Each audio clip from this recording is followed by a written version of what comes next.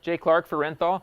In this video we're going to show how to install chain and sprockets. We're going to use our R1 Works chain. Also going to show how to install an O-ring chain as well. Give some tips on that. Chain and sprockets, we got our, on this bike we're actually going to change the gearing. We're going to talk a little about that. With gearing, it's a lot about the type of bike, type of riding you're doing, type of power the bike makes to change gearing and gearing ratios. So we're going to, in this bike we're going to go one smaller on the rear because the bike makes big power. We're going to talk a little bit about that. Install a new front countershaft and chain. We'll show you how to do those things right now. So the first thing we do is it's nice to get the a few of the things loosened before you take the chain off. And so we're going to loosen the countershaft main bolt. Now some bikes have a huge bolt like a Yamaha, and some just have a little clip like Kawasaki's and Suzuki's. So all the bikes are a little bit different in how they get held on. Honda has this long bolt with a special washer, 2 washers, and it's important that you run all these pieces like they have it. So the first thing you'll do after you get that cover off is put a 12 and have your buddy Dave hold the rear brake down while you go to turn it off. And it shouldn't be held in too tight, and you can back it all the way off. Keep the nuts and washers, the bolt keep the bolt and the 2 washers in the right order. The Honda has a nice outside written there, makes it very simple. Okay, so at this point it's a good idea if you have your buddy Dave hold your rear brake down and then let it up, and you can loosen up the nuts to make it a little easier if you don't have a wheel stand. And then you can just do it on the bench and then hold the brake down. So we're going to do just a couple of those, and we'll show you how we do it on a wheel stand. Okay, so there's 2 styles, 2 ways or so to remove the clip. You can have a screwdriver right on the circlip and just give it a tap going forward. Don't be pushing it at the other angle. Or Motion Pro makes a nice tool where you can grab the clip with some pliers and push forward and give it a pop, and the clip will come off like so, and then remove the plate.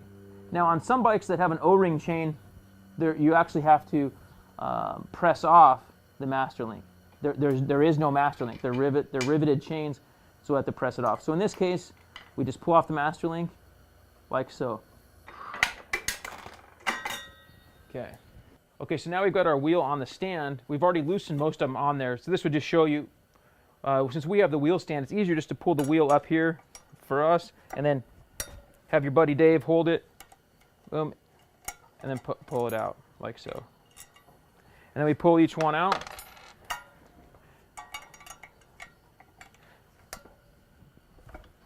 And so pull the nuts and washers and bolts right on out. At this point we're going to remove the stock sprocket and put on our Renthal chain wheel, which is a 48 tooth. We had a 49 on, so we're changing our gearing up. We're going to install we're going to put a little thread locker on each of the bolts. A little bit on the threads, a little bit on the concave part there too as well. And we just drop them right on in. Just like so. And we use the medium strength here or low strength. You don't want to use high strength. And as long as you get them good and tight with a little bit of thread locker, they're not going to come loose on you or be too difficult to get apart. Now you just put the nut and washers back in underneath and get them all started.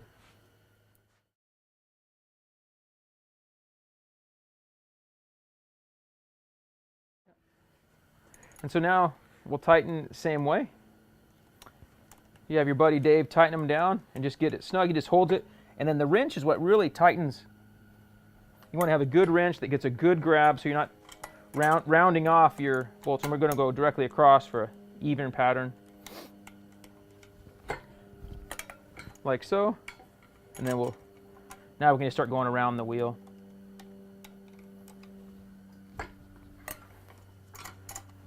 And here it's pretty good and tight, but nothing too crazy. And you want to be careful not to round off your Allens. These are already tight here, and we're just got 2 left.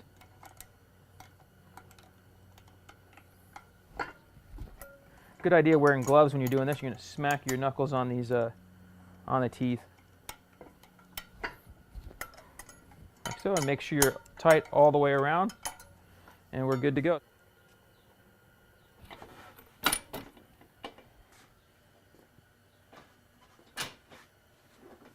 Snug up our nut on the axle. We don't want it too tight because we still got to move it around as we adjust the chain.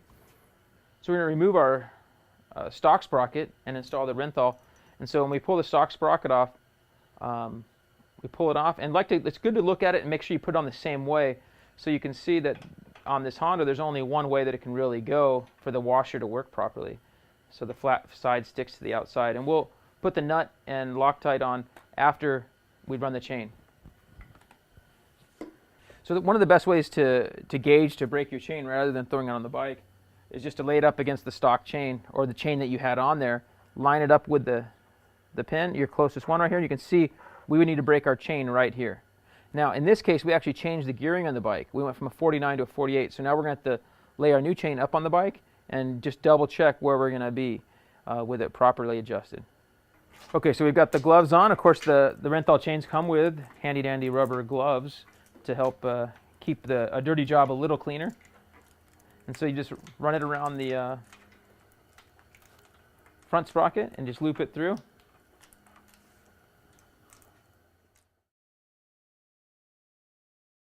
So now we've loosened the wheel and we have a gap here from our original adjustment, and we're about halfway through our adjustment on our chain marks.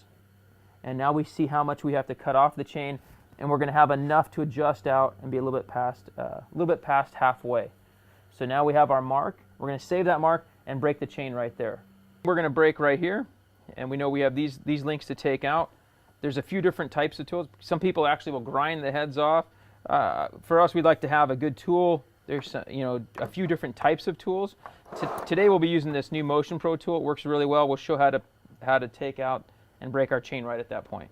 So for ease of showing everybody how to break this, we're going to be doing it on the bench, just a little easier than kind of down at the bike to show you. Usually we just break it right down there. This Motion Pro tool has a brake position, and we're going to just dial it in. You just dial it in where the brake pin is inside just a little bit, and you just get it nice and snug. Then you can put 2 wrenches on it, and you're going to turn it and just keep turning like you would, say, a vise or a press, and you just keep turning on down. And this is pushing the pin right on through. And you can also set up a ratchet right onto the pin. So now we switch to a ratchet. Now you can go a little faster because it takes a while. You have to dial all the way through as you go. This will push the pin all the way out the chain, and it doesn't damage the chain, doesn't spread it apart.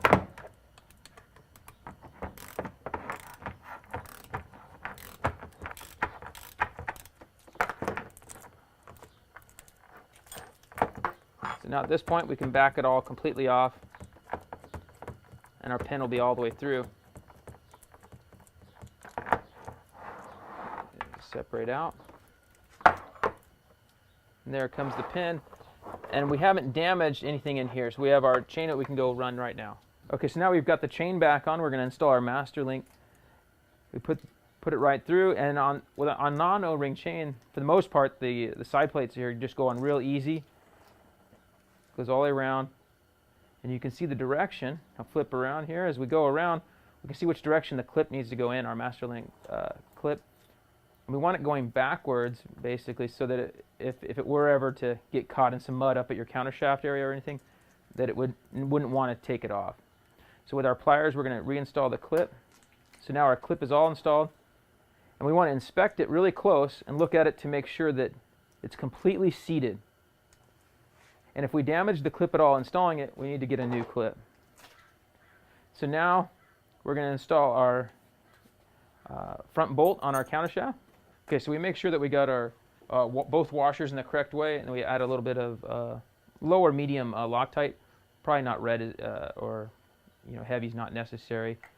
A little bit on the threads there, like so. And we just dial it in. It's pretty easy. This bolt usually pretty easy to get started. And then the washers, just move them up till they fall into position on this Honda. And then we'll show some tips on some of the other bikes on their setups as well. At this point, we're ready to tighten it up, and we've got a torque wrench here. You can get the use of feeling how tight without the torque wrench, but in this case, if you have it, it's great. You can feel. We set this one at 23 foot-pounds, is what the Honda book recommends.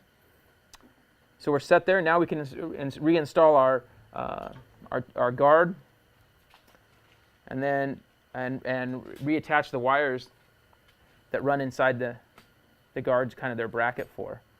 So we'll reinstall those, and then we're going to properly adjust the chain. Okay, so in this case here, this is on a Suzuki, very similar to Kawasaki. They'll have a clip, a circlip right here, and as you can barely see it right here because we have this black silicone going around it. What we do, once we get the clip back on, we put a bead of black silicone around here to keep the clip from moving around. And if it gets caught in mud and packed in here, it's not going to go anywhere. And if you happen to see that the silicone's moved, you know your clip has a problem, but it keeps the clip in place. Okay, on this Yamaha here, you can see they run a washer, which you actually have to bend back, and then you can loosen this washer just as we did on the Honda. So we'll loosen the washer. When you go to put your new sprocket back on, you tighten it down, and this one, and in this particular case, is around 54 foot-pounds. You need to check your manual to see how tight this should be, and apply a little bit of lower medium thread locker to it with the tab washer bent over. So we've adjusted our chain. We're just tightening it up, and proper adjustments there. Right there, we got a proper adjustment. We'll want to lube it and check it right away for proper adjustment all the time. Good idea to keep tabs on your sprocket bolts to make sure that they don't come loose. So the main difference in an O-ring chain to a regular chain is just obviously the O-rings. And as far as breaking the chain, same process, but the main difference would be when we install the master link. So you put the 2 O-rings on the back side and then 2 O-rings on the front side. Now with most O-ring chains, the side plate for the master link is a lot tougher going on, so to speak, and it needs to actually be pressed on. And you can do this in various ways with vice grips and all kinds of other ways, but the best way was with a proper tool. So at this point we're going to tighten down when we're trying to push the side plate of the master link down all the way, and it fits really snug on the pins, and this will allow us room to get the master link on properly. If we don't do this, we risk not being able to get the master link on correctly. And so you want to get it pressed on all the way, and this makes it so the master link can just go right on. Now of course we would be doing this on the bike normally. We're just doing this just to show you, since we already installed the regular chain, we're just showing you how to do this. Plenty of room for the master link to go on completely correctly right there. And with a good tool like the Motion Pro tool, that clip with the pliers, you can see it go straight on really easily. Simple as that. So that's all there is to installing chain and sprockets in your bike. A few tips: if you install an O-ring chain on a bike that didn't have one, it's a good idea to get a little spacer like so to step the sprocket away from the cases. This will go on before you put the sprocket on, and that'll get the sprocket away from the cases so you don't rub into the cases. So something like that, easy to get. Pro Motobillet makes them. I'm sure there's some other companies as well. Proper chain adjustment and lubrication is key. Keep it well lubed and good adjustment all the time on your chain. Keep that, and it should last you a long time.